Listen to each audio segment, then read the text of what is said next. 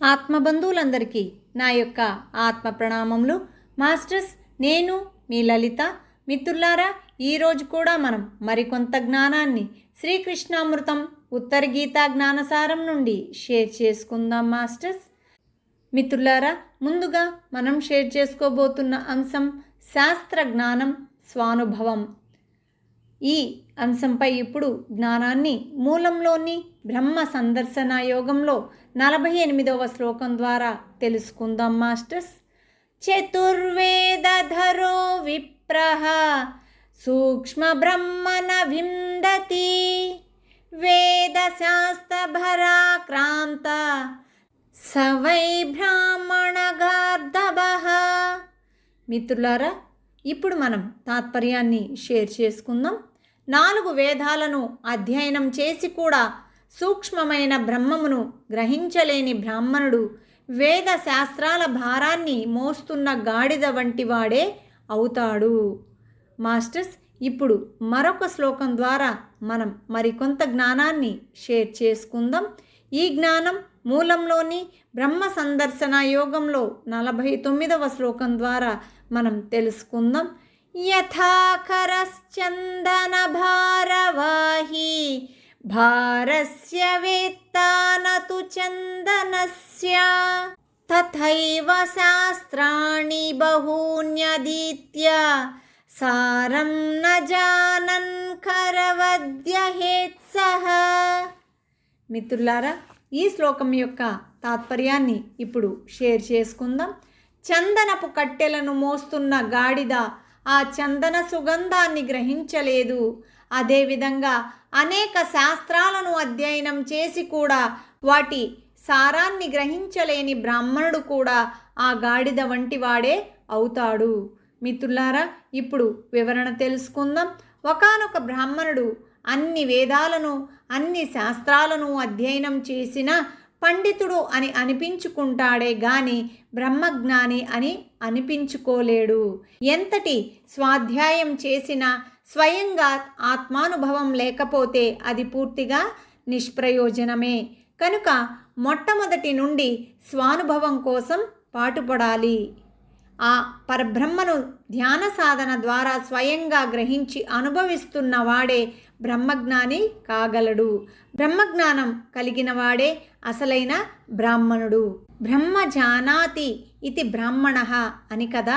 అలా కాకుండా గంధపు చెక్కలను మోస్తున్న గాడిద వాటి సుగంధాన్ని తెలుసుకోలేని విధంగా కేవలం శాస్త్రాధ్యయనం మాత్రం చేసిన బ్రాహ్మణుడు ఆ శాస్త్రాల భారాన్ని మోస్తున్న గాడిద వంటి వాడే అవుతాడు అని అనడంలో సందేహం ఎంతమాత్రం లేదు అని శ్రీకృష్ణ పరమాత్మ అర్జునుడికి వివరిస్తున్నారు.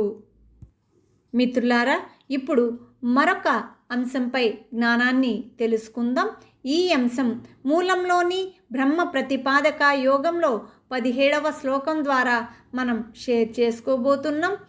ప్రాప్తే జ్ఞానేన విజ్ఞానే జ్ఞేయే చ హృది సంస్థితే లబ్ధ శాంతి పదే దేహే నయోగో నైవ ధారణ. మిత్రులారా, ఇప్పుడు మనం తాత్పర్యాన్ని షేర్ చేసుకుందాం. జ్ఞానం ద్వారా బ్రహ్మ జ్ఞానాన్ని పొంది హృదయంలో పరబ్రహ్మ ప్రకాశిస్తూ ఉంటే ఉపశాంతి పొందిన జీవుడికి యోగంతో కానీ ధారణతో కానీ పని లేదు. మిత్రులారా, ఇప్పుడు మనం వివరణ తెలుసుకుందాం. సాధారణంగా జ్ఞానం అనేది శాస్త్రాల ద్వారా గురువుల ద్వారా లభిస్తుంది. కానీ అన్ని రకాల జ్ఞానాల కంటే ఉన్నతమైన ఉత్కృష్టమైన జ్ఞానం సర్వ వేదాంత సారరూపమైన ఆ పరబ్రహ్మను గురించిన జ్ఞానం. అటువంటి పరబ్రహ్మమును తన హృదయ కమలంలో చూడగలిగి ఆ జ్ఞానాన్ని తద్వారా కలిగే శాంతిని అనుభూతి పొందిన జీవి జీవన్ముక్తుడే. కర్తృత్వ భోక్తృత్వ భావనలను విడిచిపెట్టి సాక్షిభూతంగా ఉండటమే జీవన్ముక్తుడి లక్షణం. అటువంటి వానికి యోగంతో కానీ ధారణతో కానీ పనిలేదు.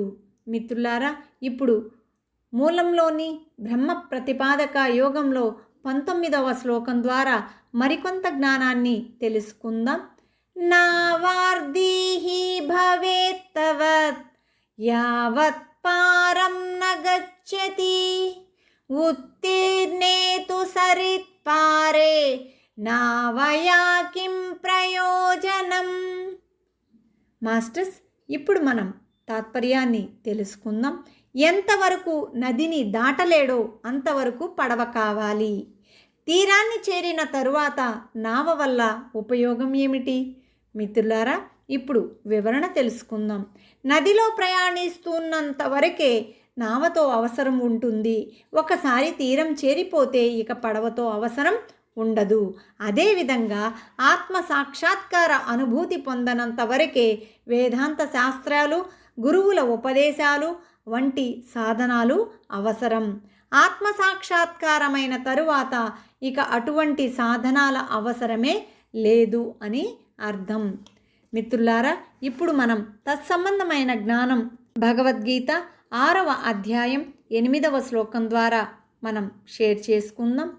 జ్ఞాన విజ్ఞాన తృప్తాత్మ కూటస్థో విజితేంద్రియః యుక్త ఇత్యుచ్యతే యోగి సమలోష్టాస్మకాంచనః.